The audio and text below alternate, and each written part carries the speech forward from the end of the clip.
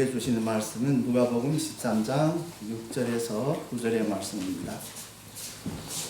여러분 잘 아시는 예수님 비유 누가복음 13장 6절에서 9절의 말씀, 제가 가진 성경으로는 신약성경 117페이지에 누가복음 13장 6절에서 9절에서 우리 함께 합독하겠습니다. 6절의 말씀입니다.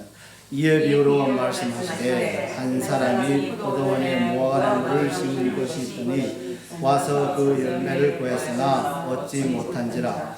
포도원지기가 이르되 내가 3년을 가서 두 무화과 나무에서 열매를 구하되 얻지 못하니 찍어버리라. 어찌 땅만 버리게 하겠느냐.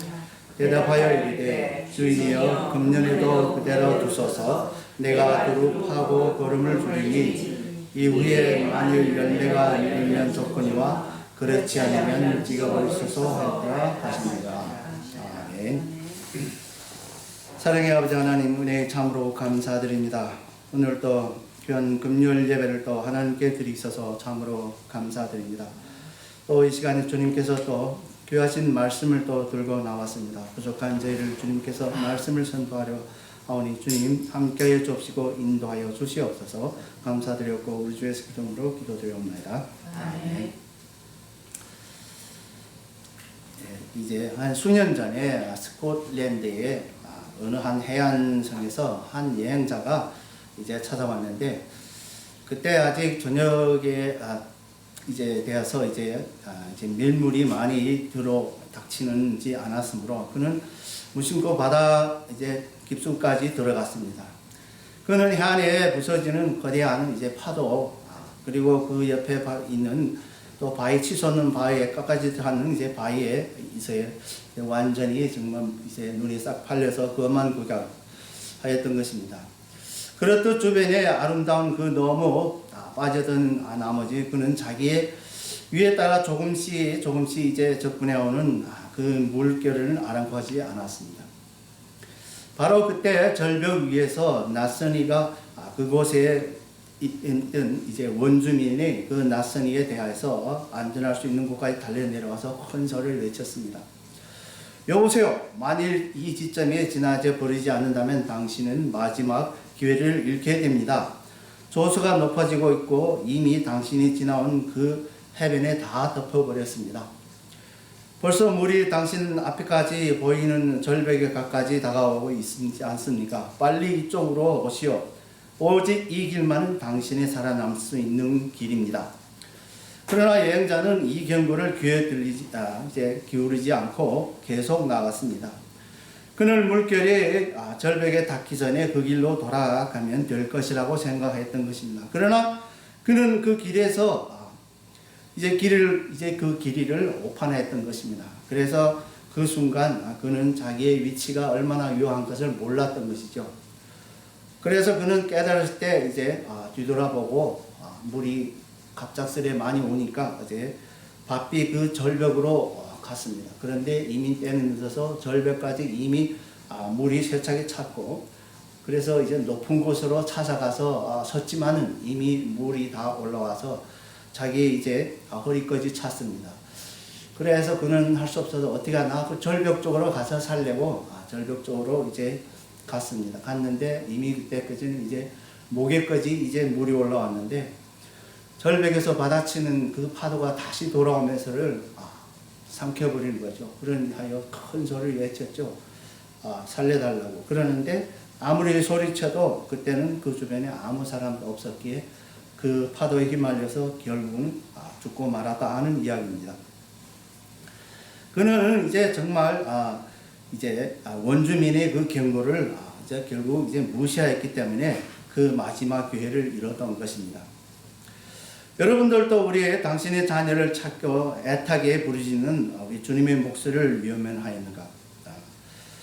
그러면 어떻게 우리가 그 구원의 기회를 또 하나님께서는 이제 오늘의 말씀을 통하여서 이제 우리에게 구원의 기회를 주고 있습니다. 그렇다면 어떻게 그 기회를 놓치지 않고 구원을 이룰 수 있는가? 우리 함께 오늘 본문을 통하여서 함께 알아보도록 하겠습니다. 우선 우리 본문의 비유의 배경을 보면 유대인들 특히 종교 지도자들이 모든 자연적인 재난을 하나님의 심판의 탓으로 돌리고 자기들에는 스스로 의롭다 하고 1절에서 5절까지 이렇게 생각하였던 것입니다. 예수님께서는 이들의 거짓된 교리와 또 그릇된 가치관들을 지적하면서 그들에게 심판이 임할 것이라고 경고하였던 것입니다. 그러나 유대 율법주의자들은 외식과 허세를 지우친 나머지 마음이 강팍했던 까닭에 왜 우리가 심판을 받게 되는가라는 이문에 정말 심중에 떠오를 수밖에 없었던 것입니다. 예수님께서는 바로 이러한 의민에 대한 해답으로서 또 열매 없는 이제 무화과나무의 비유를 말씀한 것입니다. 비유의 상징적으로 의미로도 볼 때 무화과나무는 유대인들을 말하는 것이고 열매는 참된 회개를 얘기하는 것이고 주인은 바로 하나님이고 그리고 이제 포도원지기는 바로 예수님 자신을 상징하는 것입니다. 이러한 상징적 의미를 염두를 볼 때 본 비유는 구원의 기회를 놓치지 말라는 진리의 말씀이라고 할 수 있습니다. 자, 그러면 첫 번째로는 하나님께서는 구원의 기회를 누구에게나 다 주었습니다. 하나님께서는 누구에게나 구원의 기회를 누구에게나 다 주었습니다. 우리 본문 6절에 보면 한 사람이 포도원에 무화과 나무를 심은 것이 있더니 와서 그 열매를 구했으나 얻지 못하니라 고 말씀하고 있습니다. 무화과 나무는 이스라엘을 상징하는 것으로서 구약 성경에서 보면 이스라엘의 백성을 포도나무라 시편 80편 8절에서 11절 또 이사야 5장 2절에서도 또 우리 이스라엘 사람들이 이제 포도나무의 비유를 하였습니다. 또 무화과 나무라 또 하는 이제 비유도 있는데 이것은 예레미야 24장 3절과 호세아 9장 10절에서 또 비유로 우리 무화과 나무도 이스라엘 백성이라고 말씀하였습니다.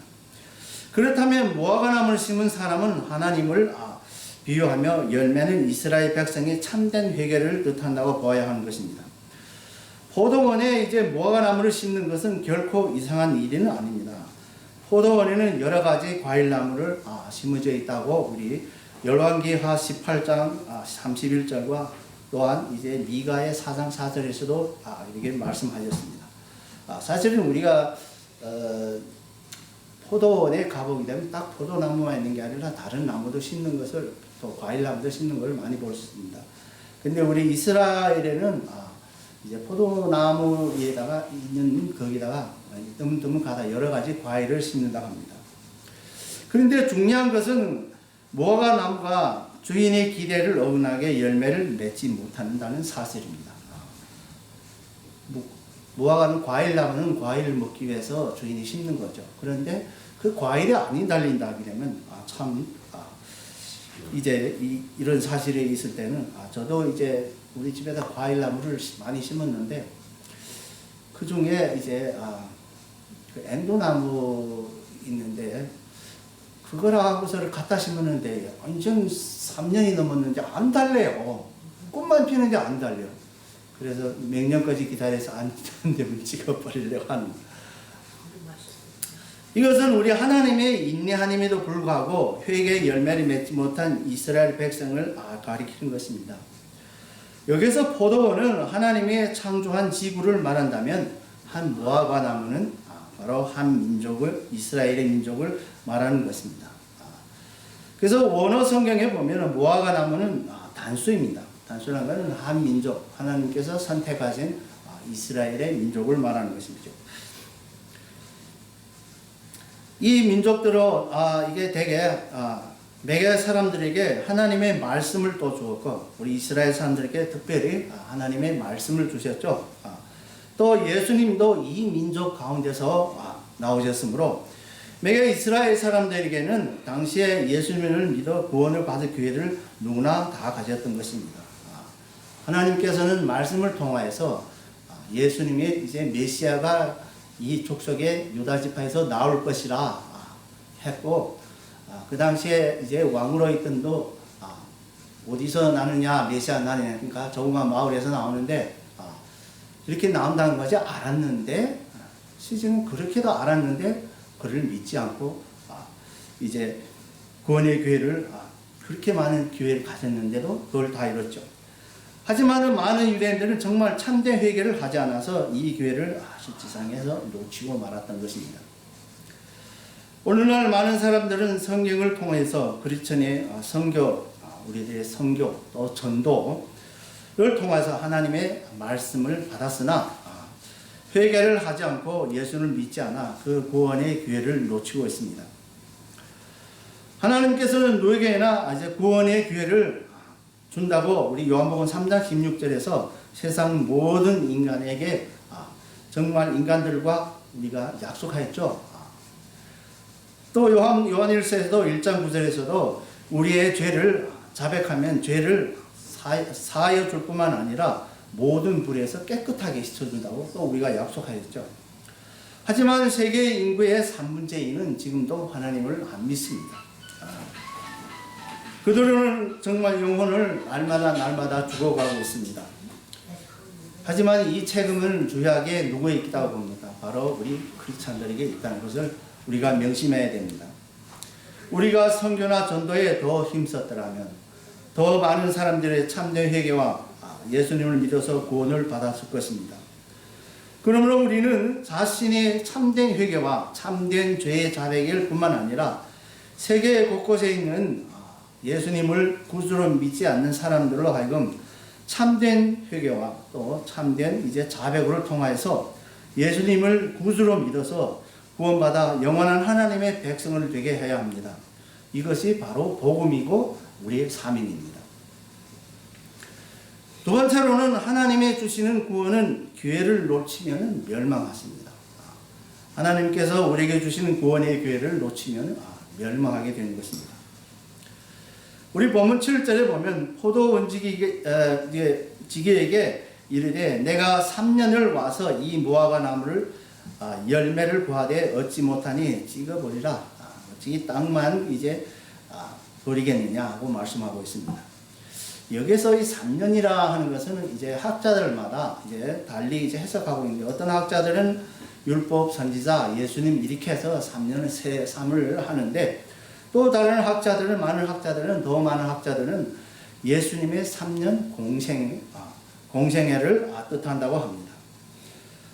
정말 처음에 것도 율법 선지자 예수님이도 보게 되면 정말 그럴듯한 하지만은 더 합리적인 것은 바로 두 번째로서 예수님의 3년 공생애를 상징하는 것을 말하는 것입니다. 포도원 이제 여기서 포도원 지기는 이제 예수님이라고 보아야 하며 또 포도원 지기의 노력에도 불구하고 무화과 나무는 아무런 열매를 맺지 못하였습니다. 이에 주인은 이제 열매 없는 나무를 찍어버리라 합니다. 열매를 맺지 못한 무화과 나무는 두 가지 면에서 부정적인 측면이 가지고 있습니다. 하나는 과일나무의 과일을 맺지 못함으로 스스로 존재하는 가치를 상실하는 것이죠. 두 번째는 또 하나는 쓸데없는 땅만 차지하고 있는 것이죠.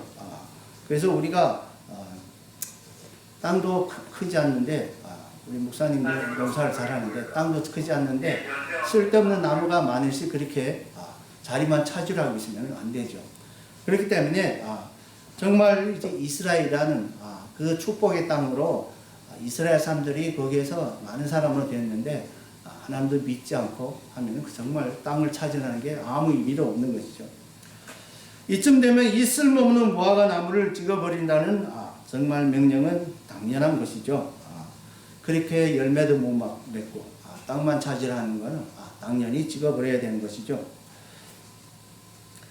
여기서 찍어버림이라는 데서 주어지는 하나님의 이게 찍어버리라는 이것은 그 시대에 주어지는 하나님의 이제 징벌의 수준이 아니라 영원한 파멸을 뜻하는 것을 보아야 하며 하나님의 인내에 끝날 때 가해지는 심판의 최후성을 말해주는 것입니다. 그래서 우리가 인내를 하는 것은 하나님의 속성이지만 하나님께서도 언젠가는 그 인내가 끝날 때가 있다는 거죠. 바로 우리의 종말이 언젠가는 있다는 얘기죠. 마태복음 3장 10절에서 이미 도끼가 나무 뿌리에 놓였으니 열매 맺지 아니하는 나무마다 찍어 불에 던지우리라. 또 이제 7장 19절에서 아름다운 열매를 맺지 않은 나무마다 지켜 이제 불에 던지우리라. 이제 열매 처음에는 일반 열매를 어떻게 맺어야 되는데 또 열매를 맺을 때 불이한 열매를 맺는 사람들 똑같은 이제 다 불에 던지는 거죠. 그리고 21장 18절 19절 보면 이런 우리 예수님의 이야기인데요. 이른 아침에 성으로 들어오실 때 예수님이 입성한 이튿날이죠. 시장한지라 길가에서 무화과 나무를 보시고 그리로 가사 잎사귀밖에 잎사귀밖에 없고 다른 걸 얻지 못하시고 나무에 이르시되 이제부터 영원토록 내게 열매가 맺지 못하려 하시니 무화과 나무가 곧 말라들었더라. 하나님께서는 모든 죄인인 인간에게 무화과 나무처럼 열매 맺을 것을 기회를 주었습니다.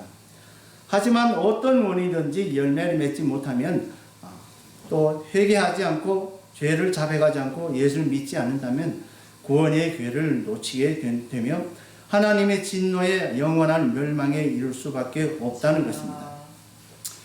우리 예를 든다면 우리 미국에 이제 우리 보면은 정말 종교 신앙 자유죠. 종교 자유입니다. 그럼에도 이제 불구하고 우리는 이제 텔레비전 또한 이제 인터넷 무슨 라디오라든지 또 선교사들 또 전도자들 또 뭐하는 이제 우리 미국에서는 이제 예배를 많이 드리고 있죠. 이런 것을 이제 통해서 예수님의 복음을 전하는데 온 미국의 복음이 사실은 안전해진 곳은 아마 없을 것입니다. 어디나 보면 복음은 예수라는 이름은 다 알 것입니다. 아마. 그래서 우리 무슨 일이 있으면 갑자기 이제 사람들이 얘기를 하게 되면 지저스 하잖아요. 사실 누구든지 다 압니다. 하지만 많은 사람들이 이제 유일한 이제 구주이신 예수님을 믿지 않고 구원에 이르지 못하고 있습니다. 정말 우리 미국에도 3억이 넘는데 지금 사실은 진짜 믿는 사람은 뭐 한 5천만 이렇게 많이 줄었다고 합니다. 요즘에는 엄청 많이 줄었습니다. 거기에도 또 크리스찬을 하는 사람들도 이단도 많고 하면은 얼마겠습니까? 오히려 지금은 이슬람교가 더 부흥되고 아시아에서 들어온 불교가 부흥하고 정말 우리 크리스찬들이 책임이 크죠. 특히는 우리 개신교 대표라고 하는 나라도 불구하고 말입니다. 얼마나 안타까운 일입니까? 심지어는 예수님을 믿어 구원의 확신을 가진 크리스찬에조차도 죄에 대한 이제 자백이나 회개가 없는 사람들이 있습니다. 그러므로 우리 크리스찬들은 반드시 참된 회개의 날마다 죄에 대한 이제 참된 이제 자백에 하면서 믿음의 확신을 가져야 합니다. 우리가 믿음의 확신을 가진다는 것은 우리의 하나님의 능력, 하나님의 은혜를 받아야 되는 것입니다. 그렇기 때문에 우리가 하나님의 능력이신 말씀을 잘 통하여서 우리가 그 믿음도 더 발전해야 될 뿐만 아니라 우리의 믿음의 확신을 가져야 됩니다. 그래야만 우리는 하나님이 이제께서 원하시는 합당한 열매를 맺어서 하나님의 진노를 받지 않고 멸망을 피면하게 되며 또 복음의 목적인 하나님의 백성으로 또 하나님의 상속자로 되는 것입니다. 그렇지 않으면 우리가 그 진노를 피할 수 없는 것입니다. 아무리 예수 그리스도를 믿는다 말만 하고 행동으로 안 하는 사람들은 마찬가지로 나중에 심판에 받아서 우리 나중에 심판할 때 염소와 양으로 비유했는데 염소 되느냐 양이 되느냐 우리가 어디 가서 볼 수 있느냐 이것을 자신이 알 것입니다. 세 번째로는 예수님은 우리에게 구원의 기회를 더 주시는 분입니다. 예수님께서는 우리에게 구원의 기회를 더 주시는 분입니다.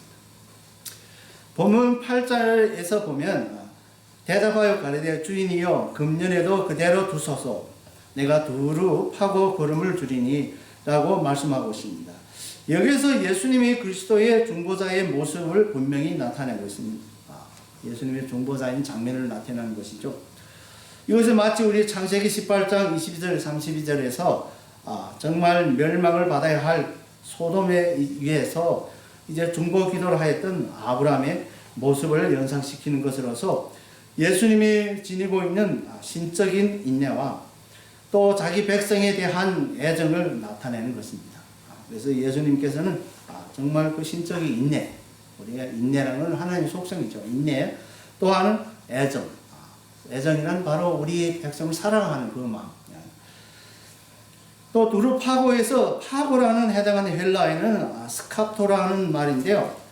바로 뿌리 주변의 흙을 긁어서 부드럽게 해주는, 그렇죠. 우리말하면 이제 기운내다. 우리가 푹 떠도와준다. 이제 농사를 하는 사람들은 잘 아시죠. 저도 농사를 하면서 하고 있습니다.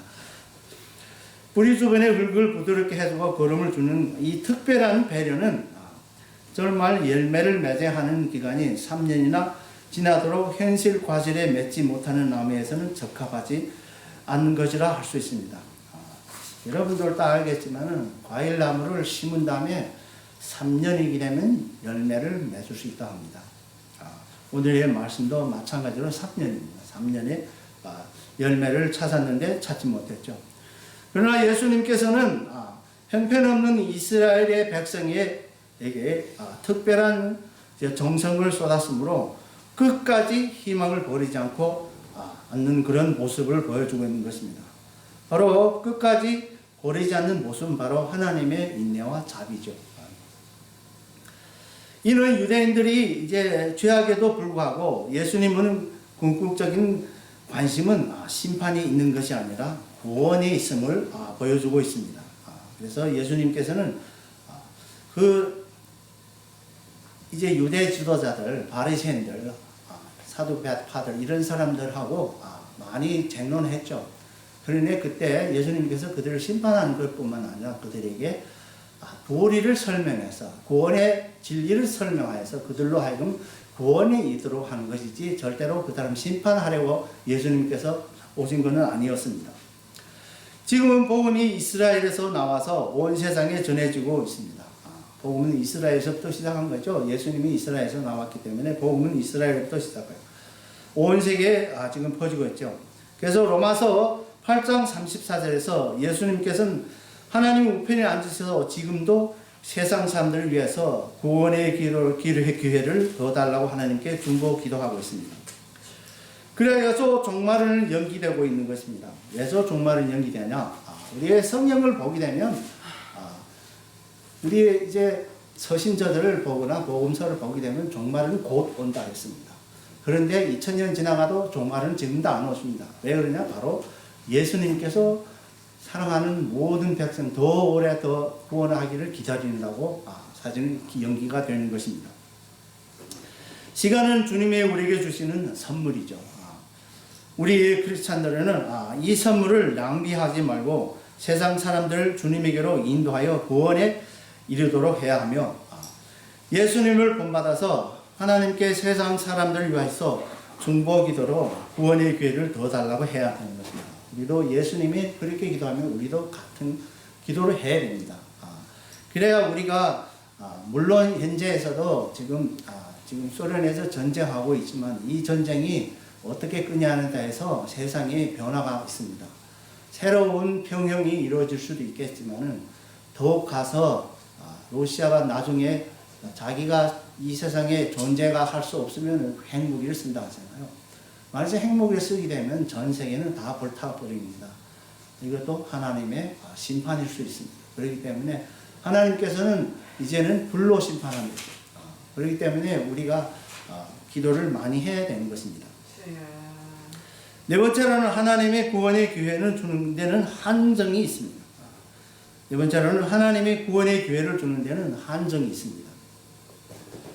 본문 말씀 이제 9절에서 보면 이후에 만일 열매가 열면 좋거니와 그렇지 않으면 찍어 버리소서라고 말씀하고 있죠. 여기에서 만일 열매가 열면 좋거니와는 표현하고 있는 바는 이제 이것을 바로 강조하기 위해서 본문에 완결짓지 않는 중간에 끝맺는 이제 돈절법적인 이제 표현입니다. 포도원지기는 나무가 이제 열매를 맺을 수 있도록 조건을 이제 만들어 줄 수 있지만 열매를 맺는 것은 나무의 상태에 관련되는 문제이죠. 마찬가지로 예수님께서는 이스라엘 백성들을 회개할 수 있도록 이제 기간을 연장해주고 잘못된 점을 지적해줌으로써 조건을 만들어 줄 수 있지만 회개를 하느냐 안 하는 결정은 바로 개인의 주관적 판단에 의한 것입니다. 하나님께서는 우리 인간을 자유의지하게 창조하였습니다. 근데 왜 자유의지하입니까? 그래서 어떤 사람들은 그 자유의지를 했기 때문에 하나님이 이제 우리를 벌써 죄인으로 계획했다, 이렇게 원망하는 사람들도 있습니다. 사실은 우리는 이제 자유의지라는 것은 하나님의 우리의 판단, 선을 행하느냐 악을 행하느냐 하는 판단에도 있고, 또 중요한 것은 바로 하나님의 말씀에 순종하느냐 안 순종하느냐 여기에 있을 뿐만 아니라 더 중요하기는 우리는 하나님께서 우리 인간을 창조하시고 청지기로서 창조하신 것을 이제 관리를 하라고 우리를 청지기를 하였습니다. 근데 청지기는 자유의지하지 않는다면 되면 이 많은 것을 관리를 할 수 없는 것이죠. 그래서 하나님께서 이렇게 하라 저렇게 하라 로봇으로 만들어 우리 인간 로봇 만든 것처럼 만들어 준다게 되면 관리하기 어렵죠. 그렇기 때문에 자유의지하는 것이 우리 인간의 인간답게 사는 기본입니다.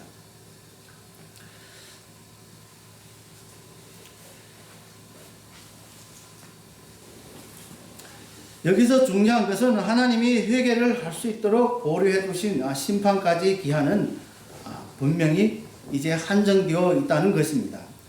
우리 잘 알다시피 마태복음 25장에서 열처녀비 있죠. 열처비녀에 이제 신랑이 오기를 기다리는데 다섯은 준비를 잘하고 다섯은 준비를 잘 못하였기 때문에 결국은 다섯은 신랑이 이제 맞이하러 나갔는데 다섯은 결국으로 못 들어갔죠. 그래서 문이 이미 닫힌 다음에 다시 문 두드려도 너는 누구냐? 나는 모른다. 사실은 오늘의 이제 사람들이 이제 회개하지 않고 오래 끊는 실질상에서는 하나님의 그 구원의 기간이 주는 교회는 한정이 있다는 것입니다. 예수님께서는 중보자라서 유대인을 향한 하나님의 아버지의 심판에 연기시켰습니다. 하지만 하나님이 계속하여서 하지만 그들은 계속해서 회개의 열매를 맺지 못한다면 심판에 면할 수 없는 것입니다. 한편 이러한 상징적인 의미는 우리 주후 70년에 예루살렘에 이제 로마의 장군 디도에 의해서 초토화되었던 사건을 상징케 합니다. 그래서 예수님께서 그렇게 이스라엘 사람들에게 회개하라 했는데 회개할 건지언정 예수님을 잡아서 죽였던 것입니다. 그렇게 회개하지 않는 때문에 70년, 주후 70년에 예루살렘이 이제 완전히 파괴됐죠. 그래서 예루살렘에 있던 모든 게 다 쫓겨나서 세상이 만방으로 싹 흩어져. 물론 하나님께서 흩어진 목적도 있겠지만은 그러나 회개하지 않았기 때문에 그렇게 흩어졌죠. 사실은 흩어도 안 지고도 복음을 얼마든지 전할 수 있습니다. 우리 지금 미국에서 이제 크리스찬들이 많고 기독교 이제 나라가 해서 선교사들을 각국에 다 보내잖아요. 그래서 선교를 우리 한국에도 마찬가지로 많은 선교사를 방해나 할 수 있습니다. 하지만 그렇게 회개하지 않아서 예루살렘에 나중에 돌 위에 돌 하나도 없이 예수님이 예언과 같이 다 망했던 것입니다. 회개의 기회는 주어지는 대로 유대인들은 회개치 아니하므로 심판에 그들에게 임하였다는 사실은 바로 역사적으로 입증된 것입니다. 이렇게 하나님께서는 이런 역사적으로도 입증한 것입니다. 이로 알 수 있는 바 이제 하나님의 구원은 이제 은혜이고 예수님의 말미암아 구원의 기회를 더 주지만 전국적으로 그 구원의 기회에 한정이 있어서 그 기회를 놓치는 자는 하나님의 심판에 이제 받아서 멸망할 수밖에 없습니다. 그러므로 우리는 이 진리의 말씀을 세상 사람들에게 바르고도 또 널리 또 전하여서 더욱 많은 사람들이 회개하고 예수님을 믿어 구원을 받아 하나님의 품속으로 돌아와서 하나님의 백성으로 하나님의 나라의 상속자로 되어야 합니다. 결론적으로는 하나님께서 우리에게 주시는 구원의 기회는 누구나 다 있습니다. 이 기회를 놓치면 멸망할 수밖에 없습니다. 하지만 예수님으로 말미암아 구원의 기회를 더 주었습니다. 그러나 이 기회의 구원은 한정이 있습니다. 즉 다시 말하면 하나님의 오래 참으심 또 무한하며 또 하나님의 자비는 끝이 없습니다.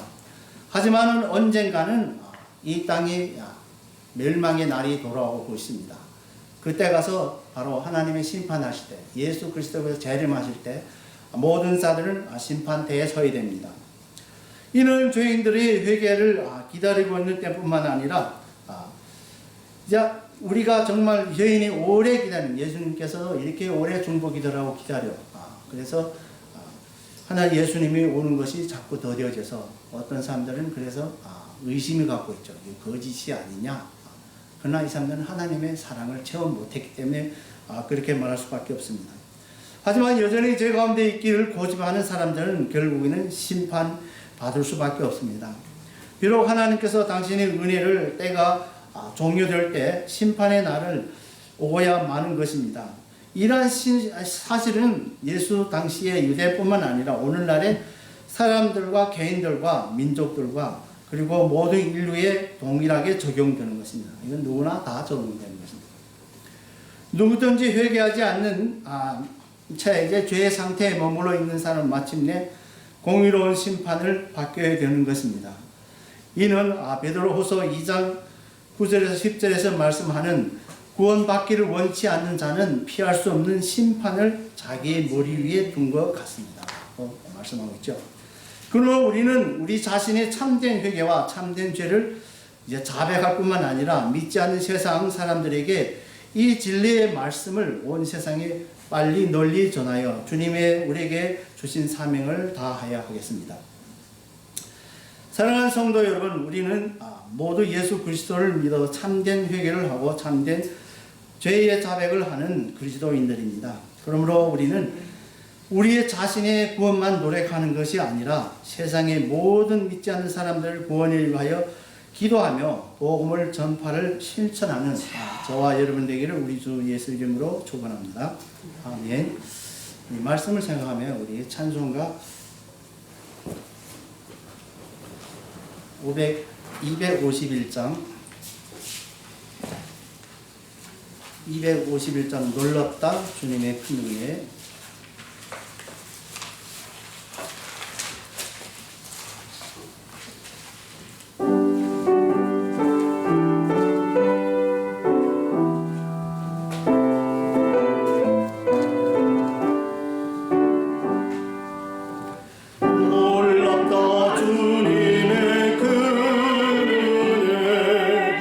우리의 죄 속하시려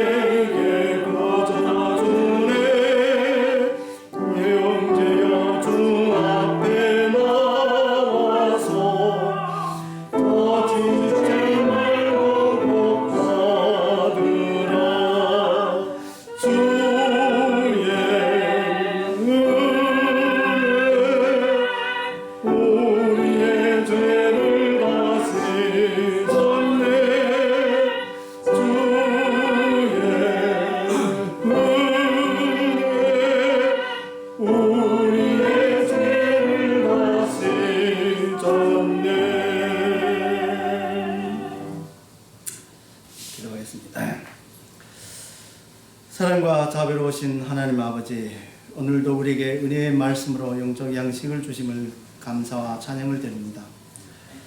하나님 아버지께서 모든 인간을 위해서 구원의 기회를 주신 줄로 믿습니다. 하지만 그 기회에 한정이 있음도 믿습니다. 세상에는 아직도 복음을 모르는 사람이 있는 줄 압니다. 또 복음을 듣고도 회개하지 않고 죄악을 고집하는 인간이 많고 많습니다. 이들은 모든 주님의 의로운 심판으로 멸망을 받을 수 있음을 믿습니다. 오 자비하신 은혜가 많으신 하나님 아버지, 우리에게 더 큰 은혜를 능력을 주어서 복음을 모르는 자에게 복음을 전하게 하옵소서. 그 성령님께서 우리를 인도하여서 우리에게 하나님의 진리의 말씀의 지혜를 주셔서 복음을 듣고 회개하지 않는 사람들에게 복음의 진리를 전하여 그들로 하여금 복음의 진리를 깨닫고 회개하고 예수 그리스도를 구주로 믿어 구원받아 하나님의 자녀가 되게 하옵소서. 감사하고 우리 주 예수 그리스도로 기도 올려옵나이다. 아멘. 하늘에 계신 우리 아버지여, 이름이 거룩히 여김을 받으시오며 나라에 임하옵시며 뜻이 하늘에서 온 같이 땅에 이루어지리라. 오늘날 우리에게 일용할 양식을 주옵시고 우리가 우리에게 주신 자를 사하여 준 것 같이 우리의 죄를 사하여 주옵시고 우리를 시험에 들게 하지 마옵시고 다만 악에서 구하옵소서. 큰 세와 영광이 아버지께 영원히 쌓옵나이다. 아멘.